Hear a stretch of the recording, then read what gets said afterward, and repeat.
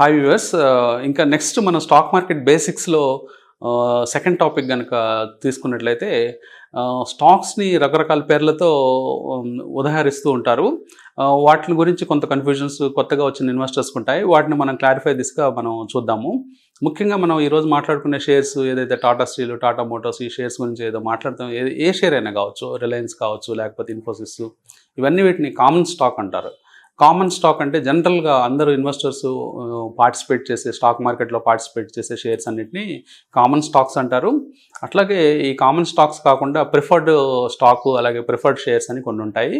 ఈ ప్రిఫర్డ్ షేర్స్కి ఏంటంటే కొంత ఇన్వెస్టర్కి కొంత భరోసా ఉంటుందన్నమాట. స్టాక్ ఆ పర్టికులర్ కంపెనీ మేనేజ్మెంట్ దగ్గర నుంచి, అంటే డివిడెండ్ విషయంలో కావచ్చు, అలాగే కంపెనీ క్లోజ్ చేసినప్పుడు కామన్ స్టాక్ హోల్డర్స్ కంటే ఈ ప్రిఫర్డ్ షేర్ హోల్డర్స్కి కొంత ప్రిఫరెన్స్ ఉంటుంది. వాళ్ళకి ముందుగా సెటిల్ చేసిన తర్వాతే ఇంకేమైనా మిగులుంటే కామన్ షేర్ హోల్డర్స్కి పంచుతారు.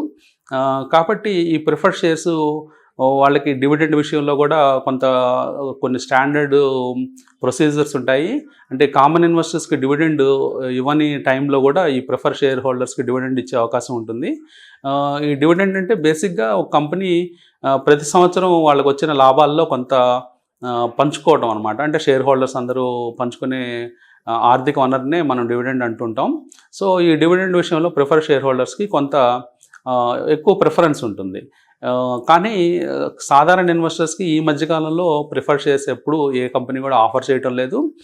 కేవలం ఈక్విటీ, నార్మల్ ఈక్విటీ, అలాగే కామన్ స్టాక్ ఏదైతే అంటుంటామో ఈ కామన్ స్టాక్ని వాళ్ళు ఐపీఓ రూపంలో ఇస్తుంటారు, లేదా రైట్స్ రూపంలో ఇస్తుంటారు.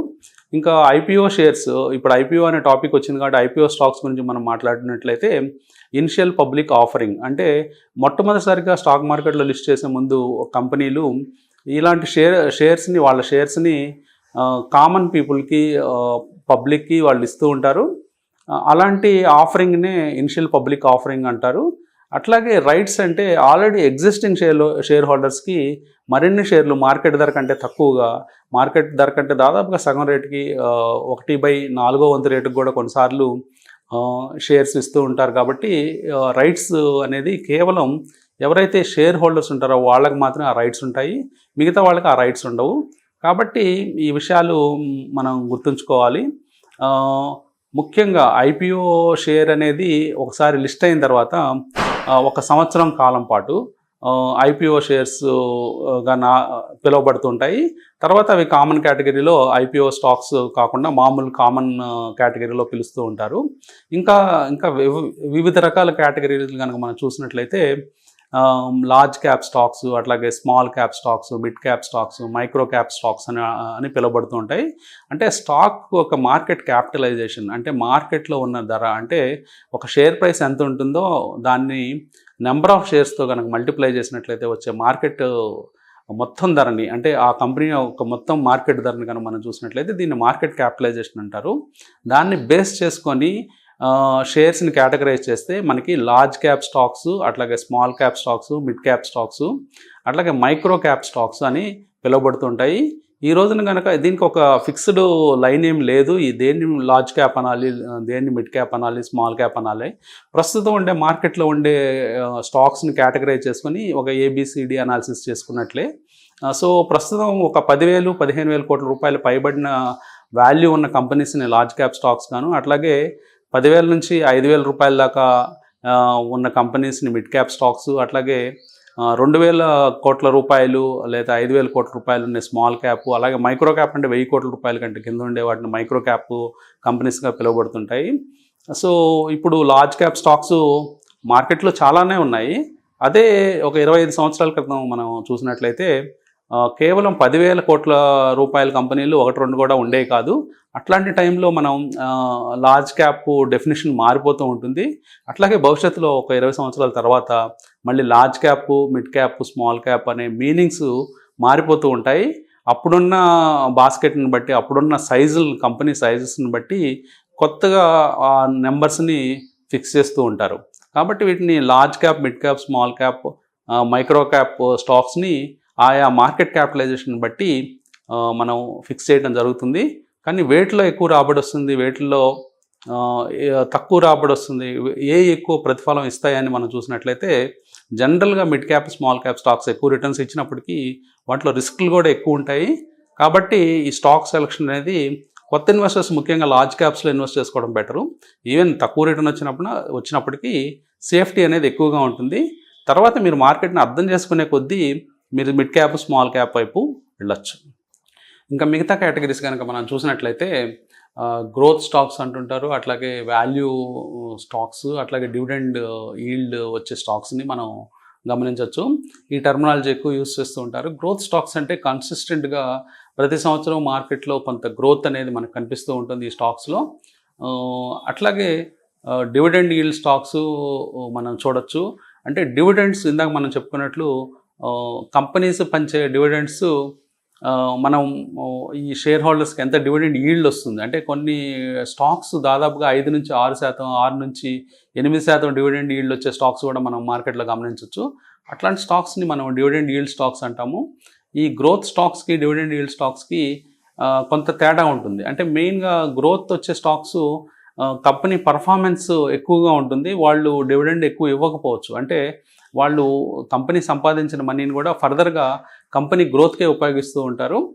అలాంటి టైమ్స్లో జనరల్గా ఇన్వెస్టర్స్కి డివిడెండ్ పంచరు.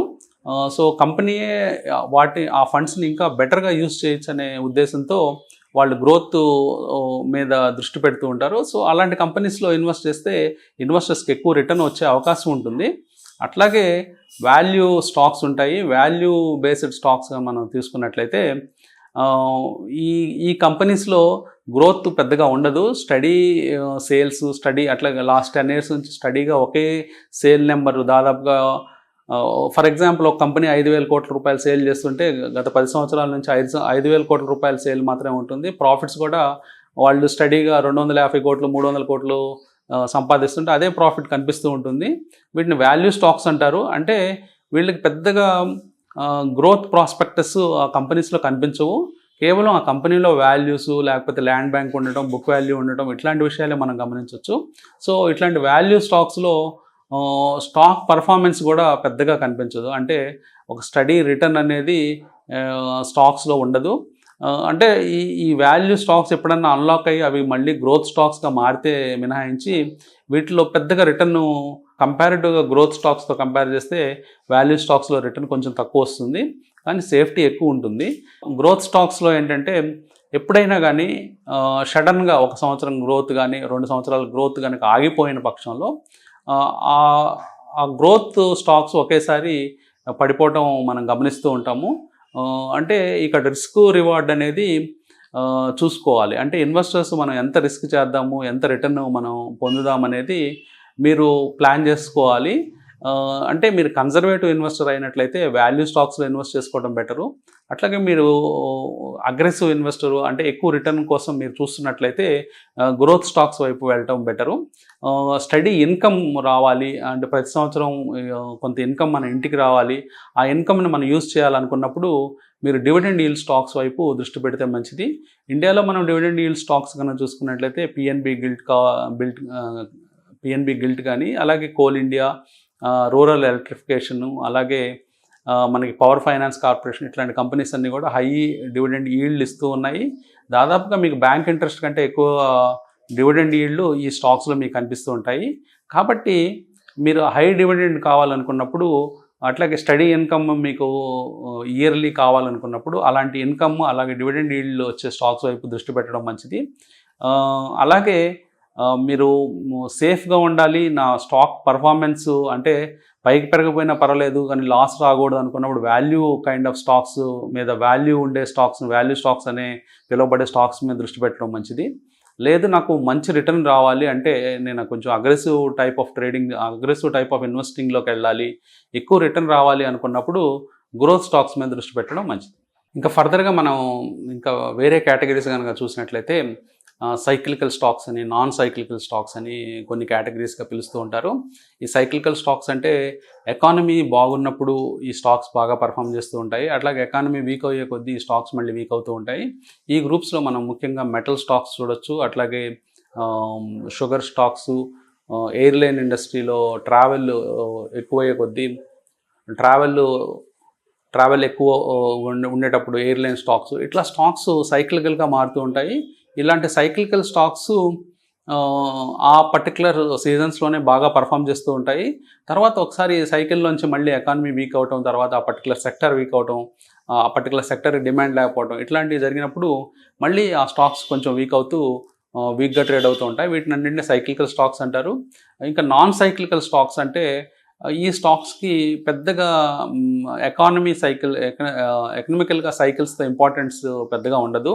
అంటే రెగ్యులర్గా కన్జ్యూమ్ చేసే ప్రోడక్ట్స్, అట్లాగే ఫాస్ట్ మూవింగ్ కన్జ్యూమర్ ప్రోడక్ట్స్, అంటే రిటైల్ షాప్స్ కావచ్చు, లేకపోతే ఎఫ్ఎంసీజీ కంపెనీస్లో హిందుస్థాన్ యూనిలివర్, ఐటీసీ, ఇట్లా డైలీ మనం యూజ్ చేసే ప్రోడక్టు డాబరు, ఇలాంటి కంపెనీస్ అన్నిటి నుంచి వచ్చే ప్రోడక్ట్స్ అన్నీ కనుక మనం చూసినట్లయితే పెద్దగా వీటికి ఎకానమీతో కానీ మార్కెట్ సైకిల్స్తో కానీ పెద్దగా సంబంధం ఉండదు.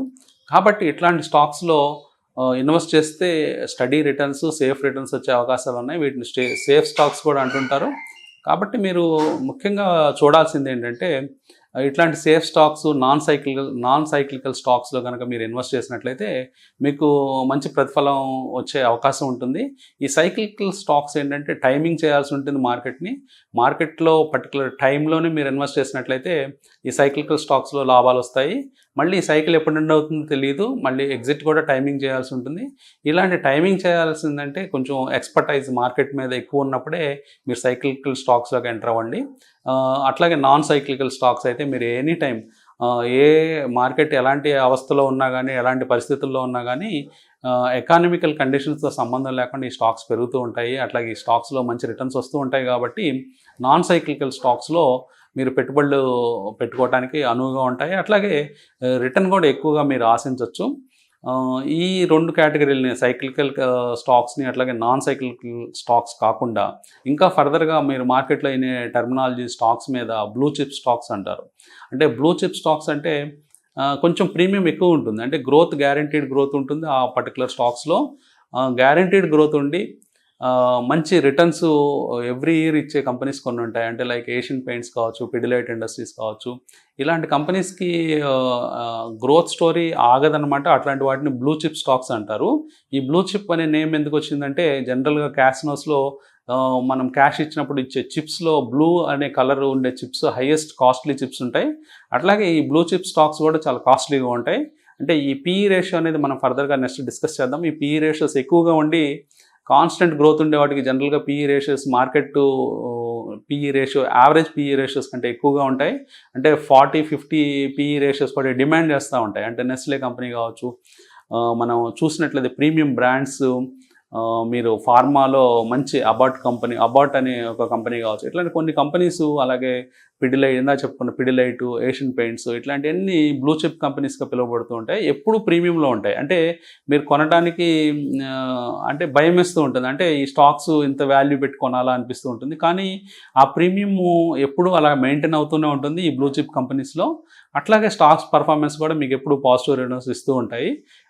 సో ఉన్న వాటిల్లో స్టాక్ మార్కెట్లో ఈ కేటగిరీస్ అన్నిట్లో కూడా ఈ బ్లూ చిప్ స్టాక్స్లో కనుక మీరు ఇన్వెస్ట్ చేసినట్లయితే ఇంకా ఎక్కువ రిటర్న్స్ మీకు వచ్చే అవకాశాలు కనిపిస్తాయి. కాబట్టి ఎప్పుడు మంచి stocks non cyclical, blue chip, అట్లాగే మిడ్ క్యాప్, లార్జ్ క్యాప్ మధ్యస్థంలో ఉండే కంపెనీస్, ఇట్లాంటి కంపెనీస్ మీద దృష్టి పెట్టండి. అట్లాగే ఇంకొక కేటగిరీ మనం మాట్లాడినట్లయితే పెన్నీ స్టాక్స్ అనే ఒక విభాగం ఉంది. ఈ పెన్నీ స్టాక్స్ అంటే జనరల్గా చాలా తక్కువ ధర, అంటే ₹10, ₹5 లోపల, ₹10 లోపల ట్రేడ్ అయ్యే షేర్స్ని పెన్నీ స్టాక్స్గా పిలువబడుతుంటాయి. జనరల్గా ఈ కంపెనీస్ ఏంటంటే జనరల్గా సిక్ అయిపోయి ఉంటాయి. అలాగే ఈ కంపెనీస్లో ప్రొడక్షన్ నడుస్తూ ఉండదు. అట్లాగే ఈ కంపెనీస్ నామమాత్రం ప్రాఫిట్స్ కానీ, లేకపోతే నామమాత్రం ప్రాఫిట్స్ నుంచి తీవ్రమైన నష్టాల వైపు వెళ్తూ ఉంటాయి. అయినప్పటికీ ఈ కంపెనీలకి ఇన్వెస్టర్స్ ట్రేడ్ చేస్తారు. ఎందుకంటే ఒక ఆశ ఉంటుందన్నమాట, ఈ స్టాక్స్ ఇంకా పెరుగుతూ ఉంటాయని, తర్వాత భవిష్యత్తులో ఎక్కువ రిటర్న్స్ ఇస్తాయని. అంటే ₹1 పెట్టి నేను కొంటే నేను పోగొట్టుకునేది కేవలం రూపాయే కదా, వస్తే ₹4, ₹5 వస్తాయి అనే ఉద్దేశంతో చిన్న ఇన్వెస్టర్స్ ఈ స్టాక్స్ వైపు మొగ్గు చూపిస్తూ ఉంటారు. కానీ ఈ పెన్నీ స్టాక్స్లో ఎక్కువగా జనరల్గా జరిగే విషయం ఏంటంటే ఎక్కువగా నష్టమే వస్తూ ఉంటుంది. లాభాలు ఎప్పుడో చాలా తక్కువ సందర్భాల్లో లాభాలు చూస్తాం. కాబట్టి వీలైనంత వరకు పెన్నీ స్టాక్స్ దూరంగా ఉండటం మంచిది. జనరల్గా మనం ఈ మధ్యకాలంలో మనం చూసినట్లయితే మనకి అనిల్ అంబానీ స్టాక్స్ ఇవన్నీ కూడా అనిల్ అంబానీ గ్రూప్లో ఉన్న స్టాక్స్ అన్నీ కూడా వందల్లో ఉండే స్టాక్స్ పెన్నీ స్టాక్స్గా మారిపోయినాయి. వీటిల్లో మంచి ప్రతిఫలం ఆశించి జనాలు వెళ్తూ ఉంటారు, కానీ ఏ ప్రైస్లో కొన్నా కానీ వాళ్ళకి నష్టమే చూడాల్సి వచ్చింది. కాబట్టి ఇన్వెస్టర్స్ బేసిక్గా పర్టికులర్గా ఈ ఈ ఈ పర్టికులర్ కేటగిరీ వైపు వెళ్ళొద్దు. అంటే తక్కువ డబ్బులు ఉన్నాయి కదా, మా దగ్గర కేవలం 25,000 ఉంది కాబట్టి మేము ఈ చిన్న షేర్స్ కొనుక్కుంటాం అనుకుంటారు, కానీ అక్కడ రిటర్న్ రాదు. అదే మీరు క్వాలిటీ షేరు, పెద్ద షేరు, ఈవెన్ ₹1000 ఉన్న షేర్ మీరు 25,000కి 25 షేర్లు వస్తాయి. ఆ 25 షేర్లతో మీరు సంతృప్తిగా ఉండొచ్చు. అట్లాగే వాటి మీద రిటర్ను, అలాగే మీ భవిష్యత్తులో మీ ఇన్వెస్ట్మెంట్కి భద్రత ఉంటుంది. ఈ పెన్నీ స్టాక్స్లో ఆ భద్రత ఉండదు.